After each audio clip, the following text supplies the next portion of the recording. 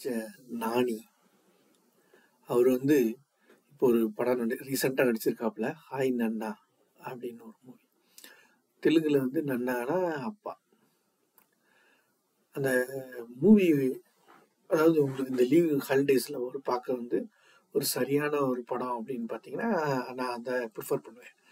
ஏன்னா மனசில் நம்ம எந்தவித டென்ஷனோடு இருக்கணும்னு அவசியம் இல்லை. எந்த ஒரு விரசம் இல்லாத ஒரு படம்.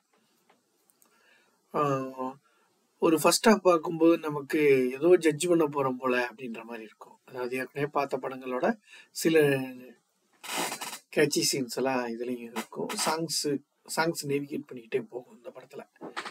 ஆனால் இன்டர்வலுக்கு அப்புறம் அந்த குழந்தையோட நெகிழ்வான அந்த ஃபேஸ் பார்க்கும்போதே நமக்கே ஒரு ஃப்ரெஷ்னஸ் தெரியும் அந்த படத்தில். உண்மையிலே சொல்ல போனால் நானி வந்து தெலுங்கு ஆக்டரு. அவருக்கு வந்து நேச்சுரல் ஸ்டார்னு சொல்லுவாங்க. அதாவது இயல்பான நடிப்பு நடிக்கக்கூடிய ஒரு நடிகர். எந்த விதமான அதிகப்படியான எந்த ஒரு நடிப்பும் இல்லை, அளவான நடிப்பு. அந்த படத்துக்கு தேவையான நடிப்பு.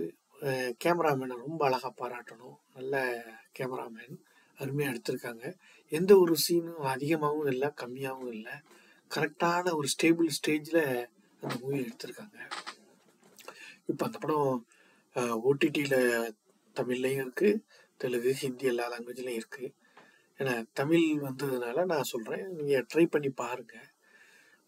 ஒரு 2 hours படம் பார்த்ததுக்கப்புறம் எண்ட் ஆஃப் த மூவி வரும்போது நம்ம வந்து சரியான படம் தான் பார்த்துருக்கோம், சரியான அளவு டைம் ஸ்பெண்ட் பண்ணியிருக்கோம் அப்படின்ற ஒரு ஆழ்ந்த சிந்தனை வந்து உங்களுக்கு வரும். அதாவது இப்படி ஒரு சுச்சுவேஷன் வந்து கொஞ்சம் வித்தியாசமானது தான். டோட்டலாக அப்படியே புத்தம் புதுசாக கொடுத்துட்டாங்கன்னு நான் சொல்லலை. ஏன்னா நீங்கள் பார்த்தீங்கன்னா ஒரு ஃப்ரெஷ் ஃபீல் வந்து உங்களுக்கு இந்த படம் கொடுக்கும். அதில் வந்து எந்தவித சந்தேகமும் பட வேண்டியதில்லை. மறக்காமல் பாருங்கள். இப்படி அதாவது நம்ம பொதுவாக தமிழ் படங்கள்னதும் நம்ம எல்லா தமிழ் ஆக்டர்ஸ், முன்னணி நடிகர்களோட படங்களை பார்ப்போம், தப்பு கிடையாது. வேறு மொழியிலேருந்து வரக்கூடிய டப்பிங் மூவிலையும் நம்ம பார்க்குறது உண்டு. இப்போ வந்து ஓடிடி கல்ச்சர் வந்து அதிகமாக வந்ததுனால எல்லா லாங்குவேஜ் படமும் நம்ம தமிழ் லாங்குவேஜில் வந்துச்சுன்னா நம்ம பார்க்குறோம், ரைட்டா? ஸோ அப்படி ஒரு வரக்கூடிய ஒரு படத்தில் ஒரு நல்ல படமாக நம்ம பார்க்கணுன்னு நினச்சோம்னா இந்த சீசனில், இந்த ஹாலிடே சீசனில் நம்ம இந்த படத்தை பார்க்கலாம். ஏற்கனவே இந்த படம் வந்து டிசம்பர் மாதமே ரிலீஸ் ஆயிடுச்சு. ரிலீஸ் ஆகி எவ்வளவு தூரம் இது ஹிட் மூவியா என்னன்றதை விட படம் பார்த்த எல்லாரும் வந்து இது ஒரு நல்ல மூவி அப்படின்னு சொல்லியிருந்தாங்க. அந்த நல்ல எக்ஸ்பீரியன்ஸை நம்மளும் எல்லாரும் ஷேர் பண்ணி தெரிஞ்சுக்கிறணும் அப்படின்னு. ஏன்னா ஒரு 10 பேர் அடிச்சுட்டு ஹீரோவா ஹீரோயின் சொல்கிறத அது மட்டுமே படம் கிடையாது. ஒரு படத்தில் எல்லாமே இருக்கணும்.